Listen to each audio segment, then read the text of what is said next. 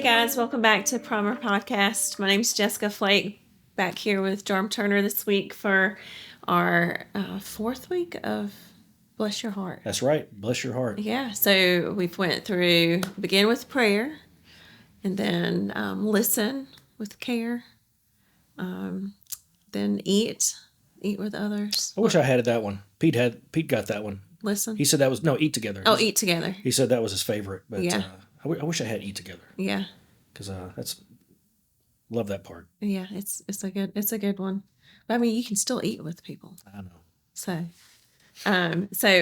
this week is serve. And so what is it about serving others that Jesus calls us to do? Well, talk quite a bit about the importance of living life on the service side of the service counter, and every single one of us. I mean, sometime this week you were at a service counter. Right. I mean, you're probably at a gas station this week or whatever.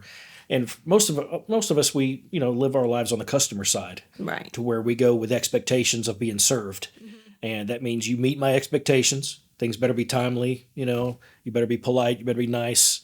The price better be right. So there's all these high expectations of being served, and instead, this is a kind of a call to live more of your life on the service side of the counter, to where you've got the apron on and you're ready, to serve others. And that's what Christ has called us to. And now, you've been in the service industry before. Mm-hmm. Like how did I think a lot of people have probably at least some point in their career they've been in some type of service industry. Right. What was yours? Yeah. So I started right out of high school at an independent pharmacy. So I was cashier. Gosh, we did delivery drivers. We was a pharmacy tech. I ended with being an office manager, but doing the cashier was probably that, and then delivering the drugs to the pharmacy drugs. Pharmacy drugs. Drug delivery to people. That was my favorite because I love to serve people, and I think it really set me up good for what I do here, and I always tried to make sure that I remembered people's names. And I really enjoyed having that I almost played a game with myself to see if I could figure out who was coming in, if I could see them through the window or something like that, and I can have their prescriptions on the counter as they came up to the counter. Wow. And that way they could, they knew that, one, I knew them, I cared for them, and they were known, and even at a pharmacy. Yeah. Well, you went above me and beyond. Well, I like I say, I feel like that was a God thing, prepping me. I was in it for a while. Or as far as the service industry, all the way through, college, and even after I got married, and I served tables. I worked at a couple of restaurants in New Orleans, and then when we moved to Texas, I actually worked at Olive Garden. So I was always waiting tables, and I used to come home at night smelling like garlic breadsticks. Yeah. Sarah did not like that. Yeah. Waiting tables was not something that I don't think I would do well with that. I enjoyed it. I didn't mind. Yeah. I think I would just drop stuff. So that's why I did do that a couple times in people's laps, which was not good. But you think about that. So that's where we're kind of getting into is, hey, life is better experienced when at times you're serving other people. It's not always about you being the customer, being the one being served. Yeah. And that's what we're learning in this passage, from that Jesus is directing us into. In this, what we're using is the passage where James and John come to Jesus, and they have a very particular request from him. Pretty bold request. You want to read it? Yeah. Start in verse 35. Yeah, so then James and John, the sons of Zebedee, came to him. Teacher, they said, we want you to do for us whatever we ask. What do you want me to do for you, he asked. They replied, let one of us sit at your right and the other at your left in your glory. All right, let's stop right here. Like, from that request right there, what's your first impression of James and John just from if you just know that about them. To me, it's a little entitled. Yeah. Probably is the thought of like, it just is surprising to me that they would even ask that. Of like, one, because they're two of the 12 disciples that are following Christ, and so that thought of, just the entitlement or just a little more bold than I think I would probably be. Yeah, I felt the same way when you first read it. You're like, man, these guys have some gall. Of going, especially Jesus. This is like this request comes on the heels of Jesus's third teaching to them that he is going to Jerusalem to die and to be crucified and to give his life. So he's already told them point blank. I'm going to give it all. I'm going to lay it all down. For people and also just they watched him serve and heal people and all of that. But one thing that I forgot, not until I went back to kind of read before what happened, this comes on the heels of their experience on the Mount of Transfiguration, which, if you remember, it's where Peter, James, and John, they were kind of a little bit of the inner three that Jesus spent some time. He spent a little extra time with them in certain seasons. But Jesus invited those three, Peter, James, and John, up to this mountain. And on that mountain, they call it the Mount of Transfiguration because he was transformed. It was like this almost otherworldly experience where all of a sudden he started glowing. All of his clothes turned stark white. And then all of a sudden, two individuals appeared that he had was having a conversation with. One was Elijah from the Old Testament. And the other one was Moses. Yeah. I mean, these are two legends of the Old Testament. I mean, so I want you to imagine just Jesus all of a sudden, just transforming in front of them and seeing him in all of his glory, talking to Elijah and Moses. Yeah. Now, it doesn't say what they were talking about. That I would love to kind of, what did they say? What were they discussing, So really, John and James are probably in awe at this point. I'm sure, and Peter's there too. Like, oh my gosh, what in the world? It's probably like seeing a UFO or something crazy, that you thought, So they come down from this mountain, and then it's there. They have this right there in their mind. They've just experienced this amazing thing. So just like I think like a lot of normal people, you want to get in on that. You're like, this is amazing. Jesus is who he says he is. Yeah. He's not just some, miracle worker, but him being the Son of God is very apparent in that moment. So they're wanting to be close to that. They're wanting to be a part of that. They want to play a role in his coming kingdom. And so, at first it may think, like, oh man, these guys are just really sleazy. Yeah. But when you think about it from their point of view, they're thinking like, man, I just really want to be a part of this. Want to be as close to him as I can be. I want to be as close to him as I can be. Yeah. No, there's probably some, other ulterior motives. Right. But Jesus here goes into this moment at this request of saying, hey, that's fine that you want to experience that closeness to glory and authority and power.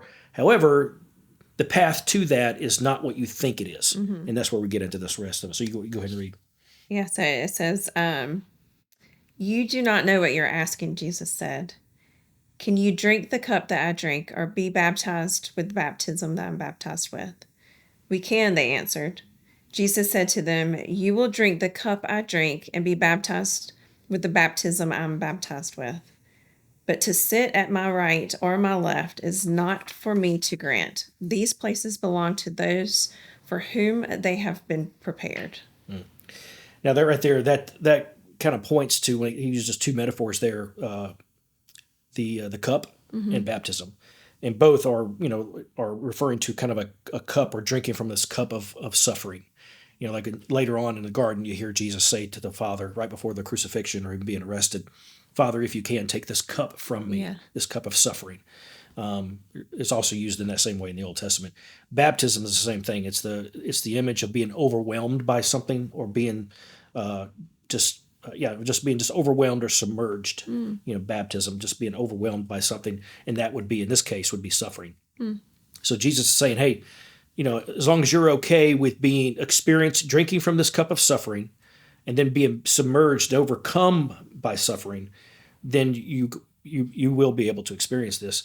And my question I was asked when I was reading through this is like, what role does suffering play in your effectiveness of being able to serve others? Any thoughts on that? I think sometimes, well, in service of a customer, if the customer's always right type of Yeah. thing is the thought there, is the realizing that sometimes you do have to go above and beyond, and so maybe even sometimes serve in times that you don't want to, or those that are being not so nice to you. Yeah, that's right. Still smiling. Yeah, yes. So that's interesting to understand the cup and the baptism, and realize that James and John would know what Jesus is talking about there. Yeah. And then it says, when the 10 heard about this, they become indignant with James and John. Jesus called them together and said, "You know that those who are regarded as rulers of the Gentiles lord it over them, and their high officials exercise authority over them. Not so with you. Instead, whoever wants to become great among you must be your servant, and whoever wants to be first must be slave of all. For even the Son of Man did not come to be served, but to serve, and to give his life as a ransom for many." Yeah. And here's where Jesus kind of starts laying out that pathway to the crown or to that glory that he does not discourage them from. Hey, that it's okay that if you want that type of honor and that glory, and if you want to be close to, experience my power and all of that, that's okay. But just know that this path is a path of suffering, but it's also a path of service. That, hey, and he contrasts two things: positions of authority and power with postures of service. And he says, hey, you know how the world works. Everybody's clamoring for power. Everybody wants to be the top dog. Everybody wants to, be in authority. And then when they get that authority, they love to exercise that authority for their own benefit, and maintain that authority. But then he has those very, very important words, not so with you. Right. Not so with you. And those are very, very important words. Hey, you know how everything is, but that's not you. If you're going to follow me, that you got to be something different. And that's where he goes to, okay, talking about positions of service, or a posture of service, that he wants us to take on. And then he uses this very, interesting phrase. He goes, for even the Son of Man did not come to be served, but to serve and to give his life as a ransom for many. So the not so with you, basically he's saying, I've called you to be something different. Yeah. And then he tells them, I'm showing you what it is that I'm calling you to be. So what's the difference? So I see a lot of in Scripture the Son of Man versus the Son of God. Yeah. Is there significance in the difference there? Yeah. Actually, that's a callback to a vision in Daniel that Daniel had. In fact, I have it right here, Daniel 7:13 and 14. This is in the Old Testament before Jesus was even born. This is a kind of almost of a prophecy foretelling Jesus. And this is what he says. In my vision at night, I looked, and there before me was one like a son of man, coming with the clouds of heaven. He approached the Ancient of Days. That's just a word for God. And was led into his presence, and he was given authority, glory, and sovereign power. All nations and peoples of every language worshipped him. His dominion is an everlasting dominion that will not pass away, and his kingdom is one that will never be destroyed. So, now that put that in that context. So whenever you use the words, hey, even the Son of Man, they probably knew they probably knew about that prophecy in Daniel. They're like, okay, this is the individual that the Ancient of Days, or God, gave all the power and authority and dominion, where people of all tongues and nations worshipped. So that's a big deal. That's that position of power and authority. So he's saying that even that man, or even the Son of Man, again, me, he's the one that came to not to be served, but to serve, and then to give his life for a ransom of many. So that's quite the contrast. All of a sudden, what so you've got all this power and authority, but you came not to be served, but to serve. Yeah. So it's that calling to be very, very different than the culture and the world that we live in. I always think of the one time that really specifically points in my mind of the way that Jesus serves is that the Last Supper where he washes the disciples' feet. Yeah. And like that, to me, I feel like it's one of the greatest acts of service because of in their time they're in sandals, and so their feet are filthy. Yeah, I can't imagine. Yeah. And he's the Son of Man, the Son of God, and he is bowing down before them. Yeah. And washing their feet, and I can't imagine what the disciples felt with him doing that. Yeah. And so that's such a great reminder of what he has called for us to be as well. I'm so grateful that Jesus he did not just teach about this, but he demonstrated it. Yeah. He showed us how to do it. Yeah. And so I'm grateful for that. Yeah, me too. So hopefully you guys are loving this this series and able to dig into your questions and with your groups and your individual time of study. We hope that you think about who it is that you're being called to serve this week, and we'll see you soon. Bye.